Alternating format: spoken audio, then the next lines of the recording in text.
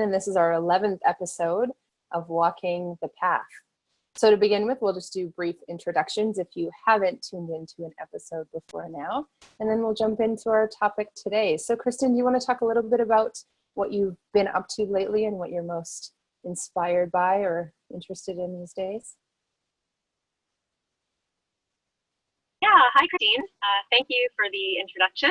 My name's Kristin, and I was just explaining to someone earlier today about what I do, and I said, I help people help themselves. That's what I said, and I felt like that was a really good, concise answer. So yeah, I've been doing a lot of that lately, including helping myself by downsizing my belongings and preparing for half a year's worth of traveling, basically, maybe more. But yeah, it's a bit of an unsettling time anytime we're thinking of relocating physically on the earth, and we'll be doing a lot of relocating coming up. So practicing staying grounded and being my best version of myself all the time. So kind of a full-time job, but it's fun. How about yourself, Christine? I love it. I would say along the same lines, really. I've noticed in sessions lately, the main theme has been to give people space to get in touch with what they know. Because so often people come to them with their advice and opinions, and this is what you need to do, and this is how you need to handle it, and you need to know what's next, and haven't you figured it out? And what we need more than anything is just like, give me some space, right? So I've been noticing in sessions lately, just assisting people to have that space and actually getting them to tune in to themselves so that that knowing and that awareness can come forth, right? So all of us, I don't think that we need any more advice. We just really need the space to receive, our deepest truth, our highest wisdom, so that we can truly take steps and become active in our moment to moment of living, rather than having it all predetermined or decided mentally so that we feel peaceful. It's just about, how do I show up and be present in this moment of choice, in this moment of action with where I'm at? What can I do from where I am with what I have? And so a lot of the session work and class work, my online meditations have had a lot of those themes lately to them. So that's what I'm about, is true empowerment, assisting myself and others to show up where we are so we can actually receive what's here for us rather than being lost in the world of what's not here. So yeah, so jumping into our topic today, I think it kind of in our introductions introduced it, and that is really acknowledging the uncertainty that is present. And I know I've talked to a lot of people who feel just unsettled, or on some level when they tune in, the sense of uneasiness. And those who are used to having a reason for the feeling maybe try to figure it out mentally and get kind of overwhelmed because they don't really know why they feel that. My sense is that we're just sensing collective uncertainty, really not knowing collectively where we're headed. And there's these different potentials, and not all of them feel good to us. So how do we navigate this time of uncertainty with ease and grace and love?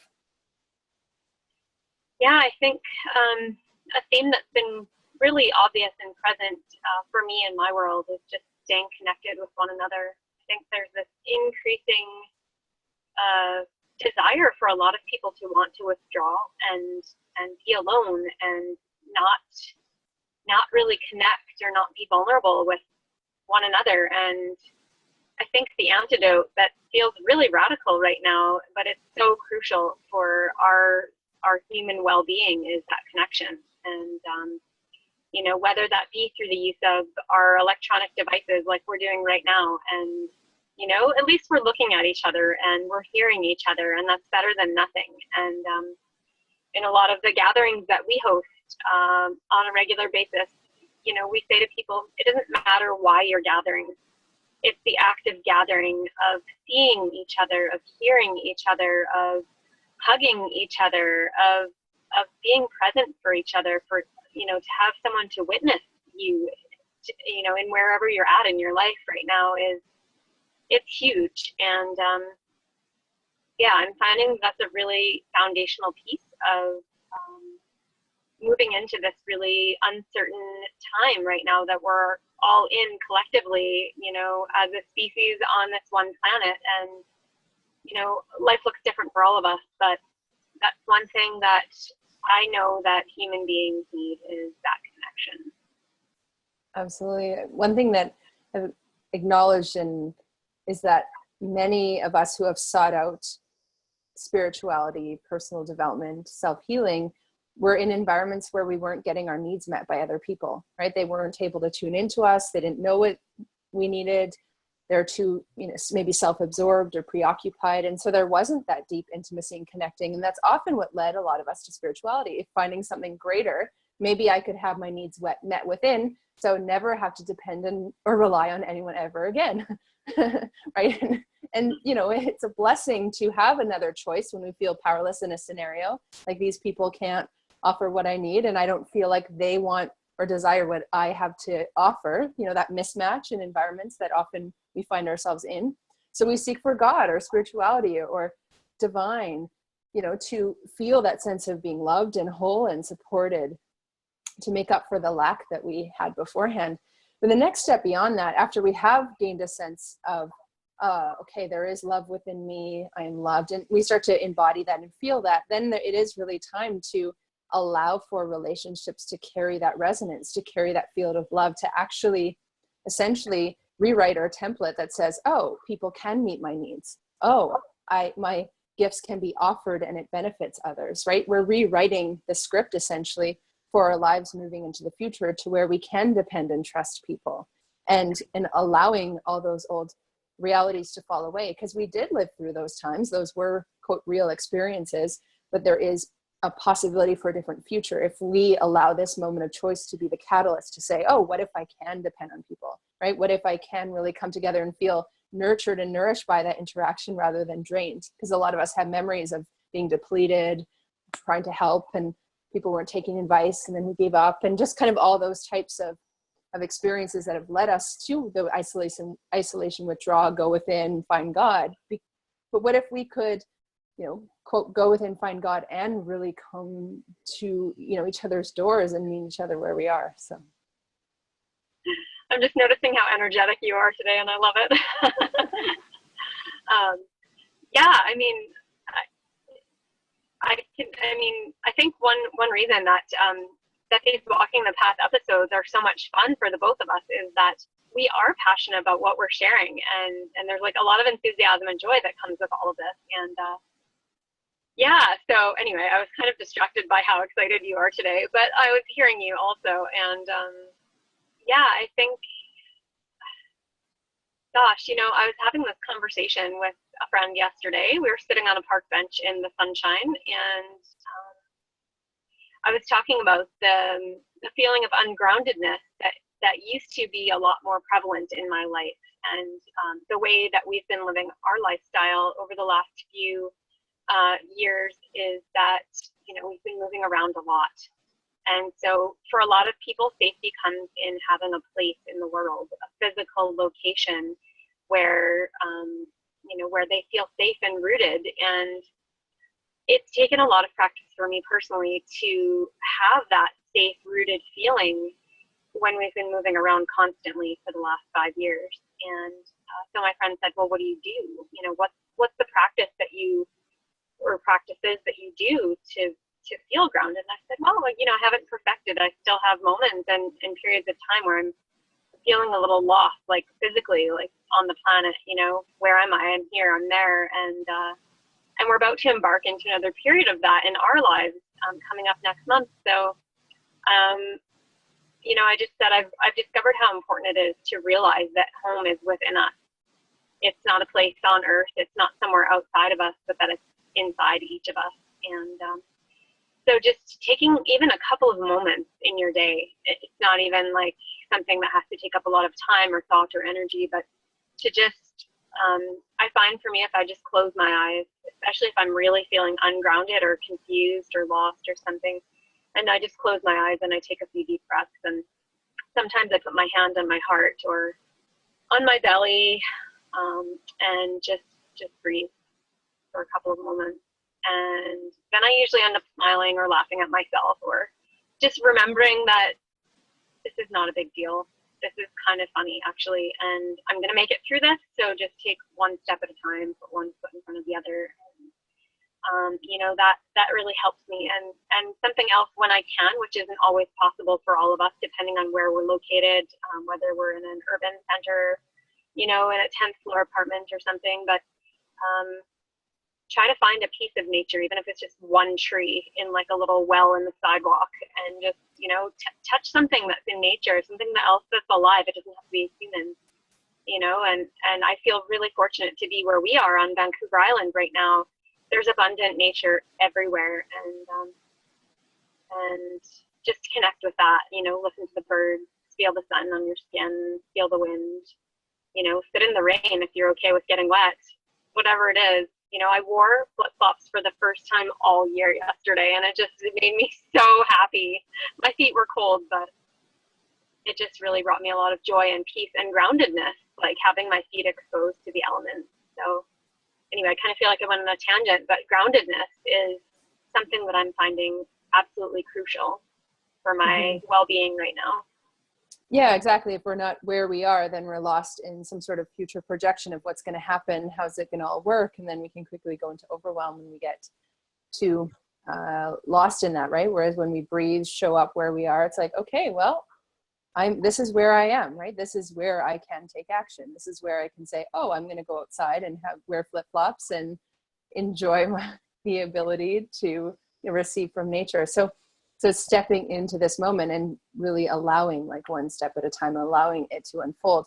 Because often when we're present, that's when we receive a lot of, you could call it intuition, or just yourself outside of time that gives you information about the future. So present moment doesn't mean don't think about future or consider anything future. You have to be in this one little box in time. The present moment includes all time. So we can actually receive a lot of information about the future to benefit us in our lives if we're really present and grounded now. And that's the paradox, right?